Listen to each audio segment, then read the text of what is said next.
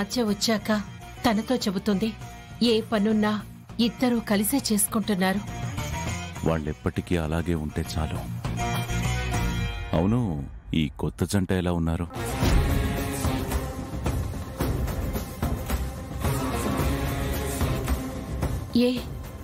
ఎందుకలా అడుగుతున్నారు? ఏం లేదు, చారుకి శ్రీను అంటే ఇష్టం ఉంది. కానీ శ్రీనుకి చారు మీద ఎలాంటి ప్రేమ లేకుండా పెళ్లి చేసుకున్నాడు కదా. ఇష్టం లేకపోయినా మనుషుల్ని ఇష్టపడడం అలవాటు చేసుకోకపోతే ఆ కాపురం కష్టంగానే ఉంటుంది. అందుకే అడుగుతున్నాను. ఆద్యని అంతగా ప్రేమించినవాడు చారుని పెళ్లి చేసుకున్నాడు. ఆద్యని మరిచిపోయి చారుతో కలిసి సంతోషంగా ఉంటున్నాడా లేదా అని అడిగాను. సంతోషంగానే ఉన్నారండి. సంతోషంగా ఉన్నారు అని నువ్వు చెప్పే ఈ మాటలో ఆ సంతోషం కనిపించడం లేదు. ఇష్టం లేకుండా పెళ్లి చేసుకున్నవాడు ఇంతలోనే మనసు మార్చుకొని చారుతో సంతోషంగా ఉన్నాడని నువ్వు చెప్పినా అది అబద్ధమే అవుతుంది. వాడి మనసు మారి చారుని భార్యగా అంగీకరించడానికి కొంత సమయం పడుతుంది. అప్పటి వరకు కొంచెం వాణ్ణి గమనిస్తూ ఉండు. అలాగేనండి. జానకి, చారు మనింటికి కొత్తగా వచ్చింది. తనకి మనింటి పద్ధతులు చెప్పి తెలియని పనులన్నీ నేర్పించు. నేను నేర్పించేది ఏముందిలేండి. అత్తా కోడల మధ్య మొదట్నుంచి మంచి అనుబంధమే ఉంది కాబట్టి పద్మే అన్నీ నేర్పిస్తుంది. పద్మ నేర్పించేది పద్మ నేర్పిస్తుందిలే. నువ్వు నేర్పించాల్సింది నువ్వు నేర్పించు. అలాగే.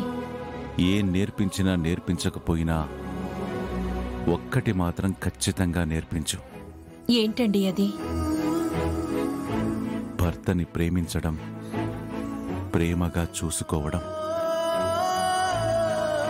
పెళ్ళైన మగాడు సంతోషంగా ఉన్నాడు అంటే అతని మొహంలో నవ్వు అతనిది కాదు, అతన్ని ప్రేమగా చూసుకునే తన భార్యది. కష్టంలో ఓదార్చి ఇంటి గురించి ఆలోచించే అవసరం లేకుండా ఇంటి బాధ్యతల్ని మోసి అన్నిటికీ నవ్వుతూ ఏమీ కాదండి అని ధైర్యాన్నిచ్చే నీలాగా ఉండాలి. శ్రీను కూడా నాలా సంతోషంగా ఉంటాడు. భార్యగా వచ్చిన ఆడపిల్ల అత్తింట్లో దీపాన్నే కాదు, భర్త మొహంలో నవ్వుని కూడా వెలిగించాలి నీలాగా. అలాంటి పాటలు పాడుకునేది పెళ్లికి ముందు, పెళ్ళయ్యాక కాదు కదా. నువ్వు ఇప్పుడు ఇంటి కోడలివి.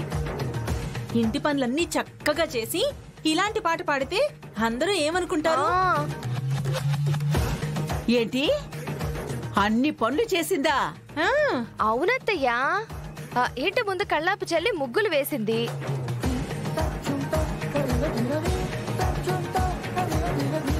అంట్లు తోమి ఇల్లు శుభ్రం చేసింది. అదుగదుగో ఉగాది పచ్చడి కూడా పెట్టింది. అమ్మో, అంత పని చేసినా మనిషి ఏంటి ఇంకా నలగలేదు?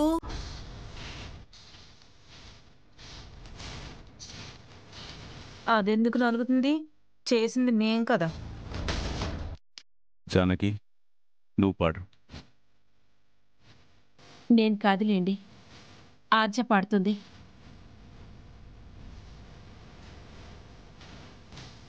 నేనా? దేవుడు ముందు పాట పాడితే పుణ్యమేనమ్మా.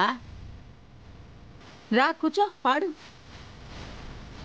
చూసావా పార్వతి, మా అమ్మ కూడా దాని పార్టీలో చేరిపోయింది.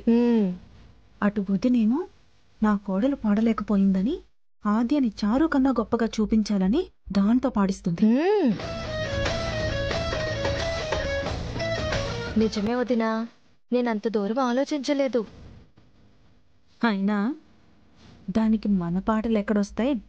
ఏ ఇంగ్లీష్ పాటో పాడి మా అన్నయ్యతో తిట్టించుకుంటుంది చూడు. ఆద్య, వెళ్ళమ్మా, వెళ్ళి పాడు.